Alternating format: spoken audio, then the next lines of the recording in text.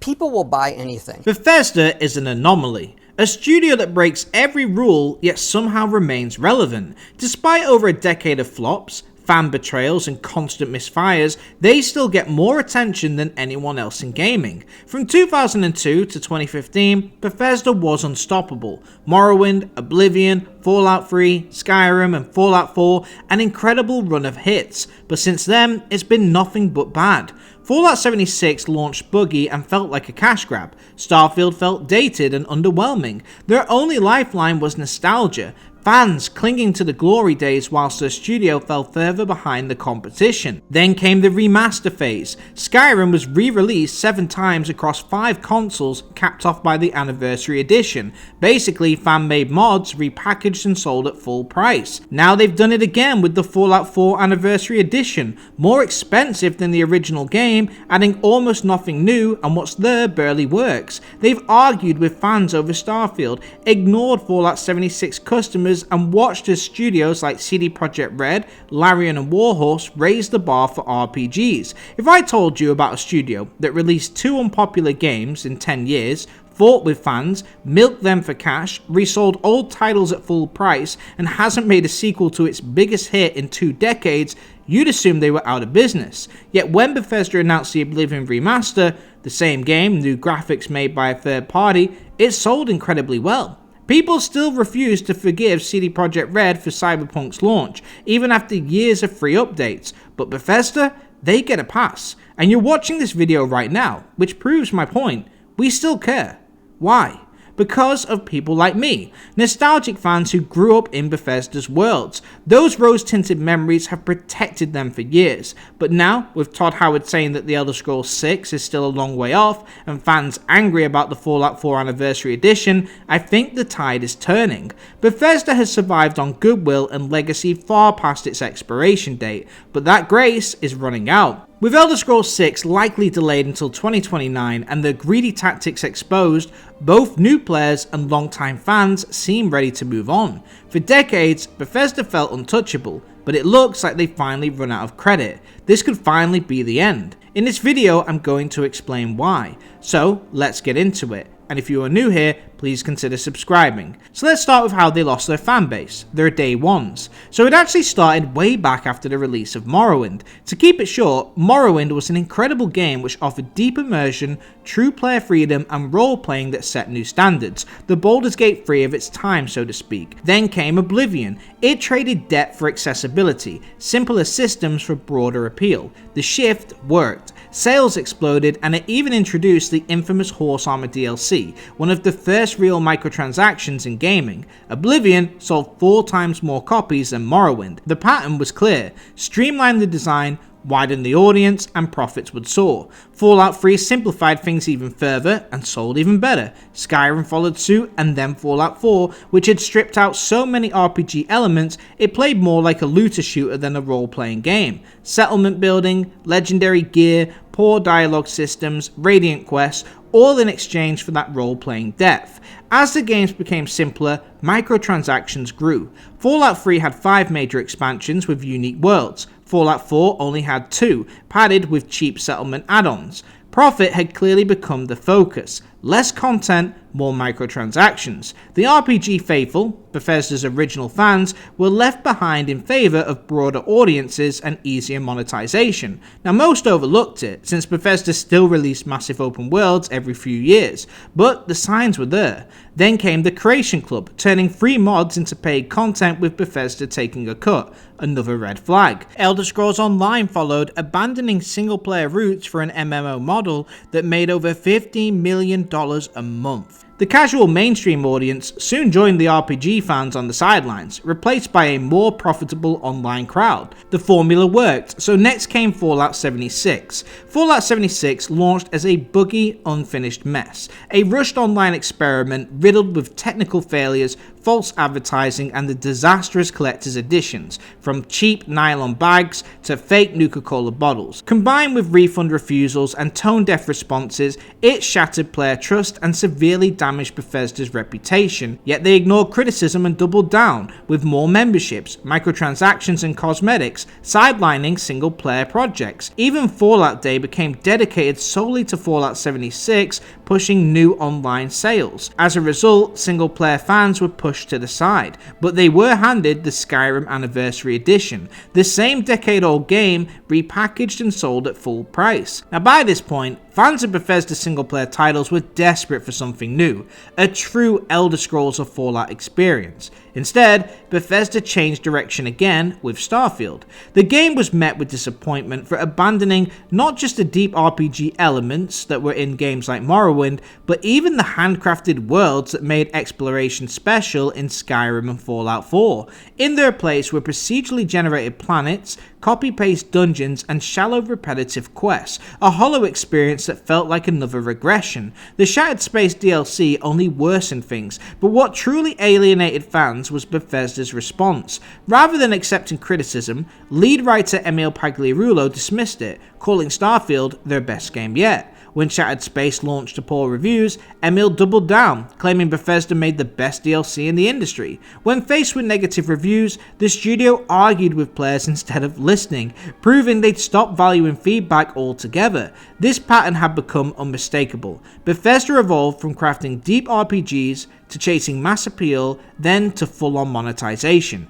Every shift followed the same rule: go where the money is, trading passion for profit and losing more of the fan base with each release.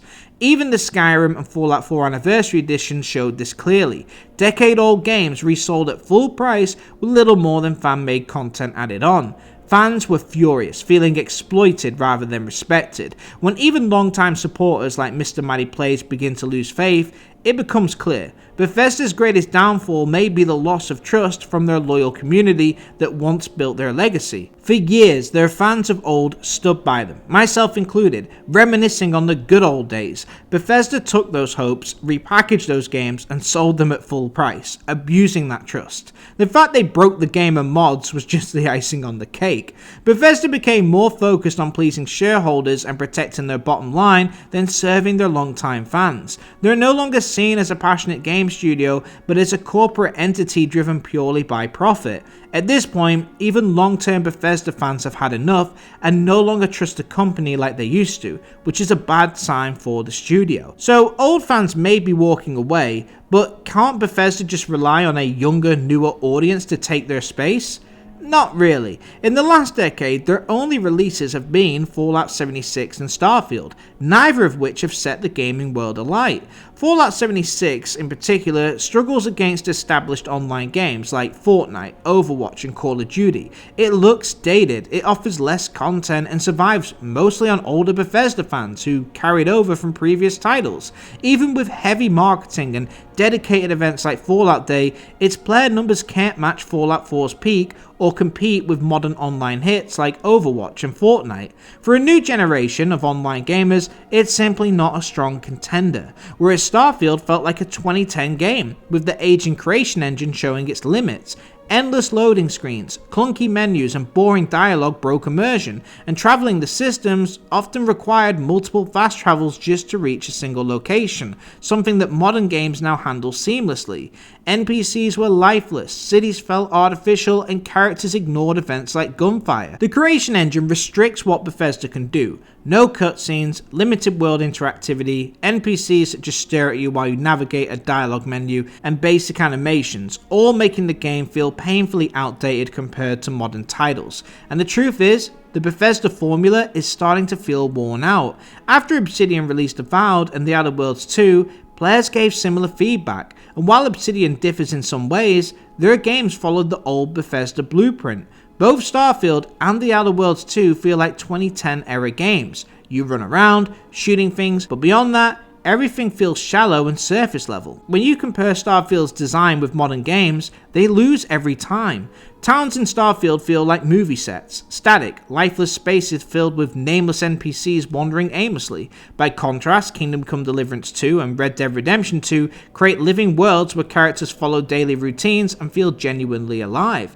Quests are equally shallow, reduced to repetitive fetch or kill objectives that blur together, unlike The Witcher 3, where every mission features unique stories, memorable characters and meaningful choices. Role-playing offers little freedom, making each playthrough feel identical, a far cry from true RPGs like Baldur's Gate 3 or Disco Elysium. Bethesda's writing feels juvenile compared to well-written stories like The Last of Us. Cities like Neon can't hold a candle to Cyberpunk's Night City. The truth is, The Witcher 3 outshined Fallout 4 back in 2015 in nearly every aspect: world design, quests, writing, and RPG depth. And while other studios have continued to innovate, Bethesda remains stuck following a decade-old formula that no longer satisfies modern players. Other studios looked at The Witcher 3's formula and adapted to the new standard, whereas Bethesda remained the same and never even caught up with The Witcher 3, which is 10 years old. The point is, old fans are starting to give up on Bethesda, but new gamers don't click with their products either. They aren't gaining a new fanbase, they're only losing their old. The Oblivion remaster did well this year, but once again, it was solely because they cashed in on old fans' nostalgia, whereas newer players found it outdated and couldn't figure out what all the hype was about. And then look at the competition. Warhorse just released Kingdom Come Deliverance 2, and it reflects more as an evolution on the Morrowind formula than Bethesda ever have, innovating in many ways and offering true player freedom. Baldur's Gate 3 took role-playing to levels Bethesda never tried. CD Projekt Red released both Witcher 3 and Cyberpunk, which are essentially better versions of Skyrim and Fallout 4. Elden Ring even perfected their open world model. Even smaller indie studios like Awakened Realms made Tainted Grail, which feels like a modern Skyrim. When you look at all of Bethesda's competition, they are all improving with each release, refining their gameplay and embracing new technology. They are making better games in less time, and they are also fostering better relationships with their fans. CD Projekt Red remastered The Witcher 3 in 2021 and added new quest content for free. Cyberpunk has added new content for free as well, so has Baldur's Gate 3, whereas Bethesda reshipped Fallout 4 with no new content for full price. Other studios have communities established with their fanbase, whereas Bethesda ignores theirs entirely, seeing them only as potential dollar signs to exploit. Whether Bethesda wants to admit it or not, their competition is only getting better, and gamers who are unaware of their past work only see Bethesda as a studio that makes inferior games to them all and disregards their fanbase. So if they lose their old fans through poor practice, and they can't get new fans due to poor games, who is left? And then we have the final nail in the coffin, The Elder Scrolls 6. After Skyrim's success in 2011, any other studio would have rushed to build on that momentum. Not Bethesda. 14 years later, Todd Howard says the sequel is still a long way off. He preaches patience, but that time has long passed. If Starfield looked outdated in 2023, imagine how dated The Elder Scrolls 6 will feel in another 4 or 5 years, especially since it's still running on the same creation engine. Leaks suggest they're struggling with the same technical issues that Starfield had, like loading screens, which is worrying. By the time The Elder Scrolls 6 arrives, we'll likely have Witcher 4, GTA 6 and other games that are miles ahead in technology and design. The gap keeps widening. Worse still, Bethesda seems to be regressing despite having more resources than ever. Fallout 4 had less content than Skyrim, and Starfield even less than that. They're taking longer to make worse games. It's almost a meme now. We'll get GTA 6 before The Elder Scrolls 6, even though GTA 5 came out after Skyrim, and Bethesda didn't have a Red Dead Redemption 2 in the middle of that. At this point, it feels like Bethesda might be finished. By the time The Elder Scrolls 6 finally launches, it'll look dated, face stronger competition, and may not even have a loyal fanbase left to care. Unless it's a masterpiece, this could truly be the final nail in the coffin, and judging by the work they've put out in the last decade, I'm no longer convinced they can make a good game. Like, think about who modern Bethesda are, forget their history and pretend that they were formed in 2016. They make worse games than all the competition with far less depth. They release shorter, weaker, yet more expensive DLCs compared to their competition. They re-release games of old with no content added and charge full price compared to their competitors who add new updates for free. They prioritize revenue over everything and ignore fan feedback completely. Their technology is outdated. Like, what is there to like about them? Besides their history, what do they really offer except a lesser option? It's sad, but this is the truth. The only reason why they're still relevant is because of their previous history and the fans who came from that. But after all these missteps and disregard for those same fans, why would people stick around? The Fallout 4 Anniversary Edition was the final straw, and you can tell that even the most adamant fans can no longer stand beside them. I loved the Bethesda of old, but this new one? There's nothing to like. I've made so many negative Bethesda videos, and I would love to make a positive one. I really would. These games were my childhood, and I'll always be grateful for that. But looking at where Bethesda is now, it's hard to find anything positive to say. It's such a shame. The magic that wants to find them just isn't there anymore. Bethesda wants to find the open world RPG. Now they're a shadow of what they used to be. The studio that gave us Morrowind and Skyrim built its empire on player trust, creativity, and immersion. But years of greed, stagnation, and arrogance have eroded that foundation. Their technology is outdated, their storytelling uninspired, and their connection to fans fractured beyond repair. Competitors have evolved, whilst Bethesda has stood still, surviving only on nostalgia. With The Elder Scrolls 6 still years away, and faith in the studio at an all-time low, Bethesda isn't just running out of time, they're running out of believers, upsetting both their old fanbase and not connecting with a new one. I always thought Bethesda was too big to fall, with too much support and too many loyal fans to ever truly fail. But after Starfield's reception and the Fallout 4 Anniversary backlash, it's hard to deny their downfall feels closer than ever. And the worst part is, Bethesda knew this backlash was coming. They knew the Fallout 4 Anniversary Edition was overpriced and unacceptable, but went ahead anyway, proving that profit matters more to them than reputation, quality, or fan trust.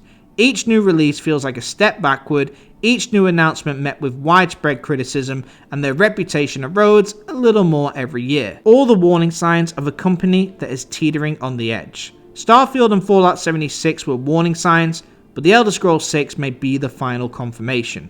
Todd may urge patience, claiming it'll be another 5 years, but the real question is, who will even be around to care by then? But anyway, that's it for this one, but what do you guys think? Do you feel that Bethesda can come back from this? Do you feel that fan nostalgia will hold them up until The Elder Scrolls 6? And do you think The Elder Scrolls 6 can shock us all and be a phenomenal game? Let me know your thoughts in the comments. If you enjoyed the video, please give it a like, and if you're new here, please consider subscribing. Thanks for watching, Av out.